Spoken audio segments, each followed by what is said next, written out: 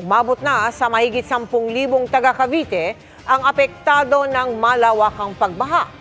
Tulong ang patuloy na apila ng marami, lalo't may isang pamilyang maghahati lang daw sa isang supot ng kanin. Mula sa Kawit, nakatutok live si Maki Pulido. Maki?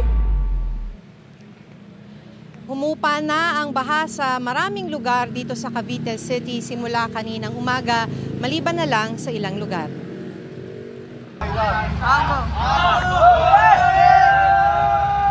Sa lakas ng agos ng tubig bandang alas 6 ng gabi kagabi, halos anurin ang minibus na ito sa Noveleta, Cavite.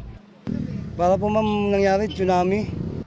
Mabuti at naigilid pa ni Jimmy ang minamanehong minibus kaya nakapunta sa ligtas na lugar ang nasa 20 pasahero niya. Inatras ko po dito sa gilid, tapos tinalian ko. Ngayon nung napatid yung tali, umatras siya, tumama sa poste, bumaligtad na. Nag-iwan din ng makakapal na putik ang pagbaha kaya abala mga pulis Noveleta kanina sa paglilinis. Dahil din sa malakas na agos ng tubig, na agos maging ilang tricycle. Pati mga paninda ni Aling Nilda na inutang lang daw niya sa 5-6 ang puhunan. Dinadasal ko na sana man lang kahit kalahating nawala sa akin, at least maibsan. Kahit kalahati lang sa nawala. Malaking hamon din ang pagbangon ni Mansueto dahil binaha ang makinang ginagamit niya sa pananahi. Maghahagilap pa ng magre-revideo, maghahagilap pa ng budget.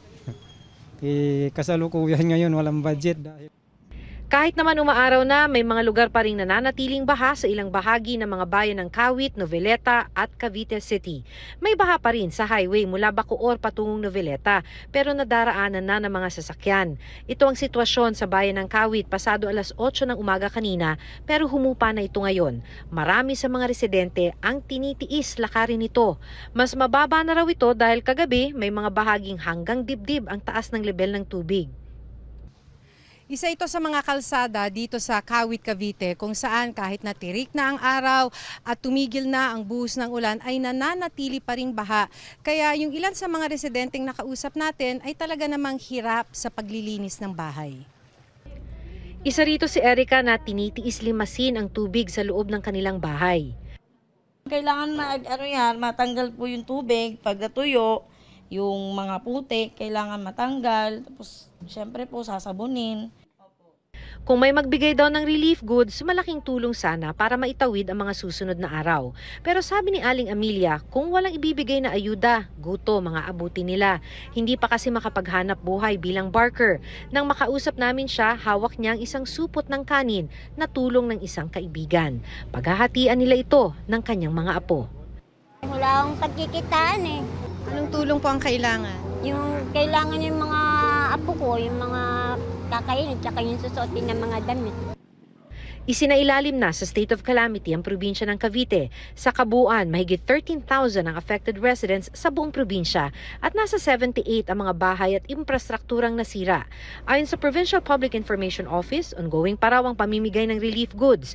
Pinag-aaralan pa rin daw ang bilang ng mga individual na kailangan ng dagdag na tulong. Sa report ng Cavite PDRRMO ay isa ang nasawi dahil sa pagkalunod sa bayan ng Alfonso habang isa naman ang nawawala sa Tagaytay. Mel? Maraming salamat sa iyo, Maki Pulido.